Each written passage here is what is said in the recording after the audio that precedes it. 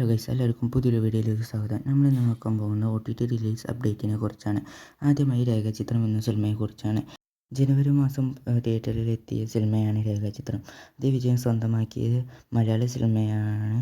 ഇപ്പോഴും മികച്ച റൺ നടത്തിക്കൊണ്ടിരിക്കുകയാണ്. സോണി ലീവ്സ് ആണ് ഈ ചിത്രത്തിൻ്റെ OTT അവകാശം സ്വന്തമാക്കിയിരിക്കുന്നത്. മാർച്ച് മാസത്തിലാണ് ഈ സിനിമ റിലീസ് ചെയ്യുന്നത്. കൺസ്ട്രക്ഷൻ എന്ന സീരീസിനെ കുറിച്ചാണ്. കോമഡി റൊമാൻറ്റിക്കായ ഈ സീരീസ് അർജുൻ വർഗീസ്, നീരജ മാധവ് ഇവരാണ് ഇതിൽ അഭിനയിച്ചത്. ഇപ്പോഴിതാ ഈ സീരീസിൻ്റെ OTT റിലീസ് ചെയ്തിരിക്കുന്നു. ജിയോ ഹോട്ട്സ്റ്റാർ വഴിയാണ് ഇത് റിലീസ് ചെയ്തിരിക്കുന്നത്. അടുത്തത് വേല എന്ന സിനിമയെക്കുറിച്ചാണ്. തിയേറ്ററിൽ നിന്നും മികച്ച അഭിപ്രായം നേടിയെടുത്ത ഈ സിനിമ ഇപ്പോഴിതാ വിറ്റഴിക്കപ്പെട്ടിരിക്കുകയാണ്. ആമസോൺ പ്രൈമാണ് ഇതിൻ്റെ OTT അവകാശം സ്വന്തമാക്കിയിരിക്കുന്നത്. മാർച്ചിൽ റിലീസ് ചെയ്യുമെന്നാണ് പറയുന്നത്.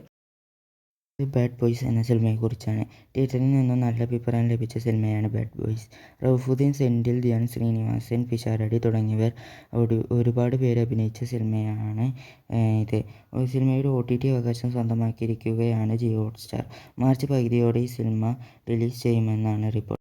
പ്രാവിൻകൂട് ഷാപ്പ് എന്ന സിനിമയെക്കുറിച്ചാണ്. തിയേറ്ററിൽ നിന്ന് നല്ല അഭിപ്രായം ലഭിച്ച സിനിമയാണിത്. ഈ സിനിമയുടെ OTT അവകാശം സ്വന്തമാക്കിയിരിക്കുന്നത് ആമസോൺ പ്രൈം വീഡിയോസ് ആണ്.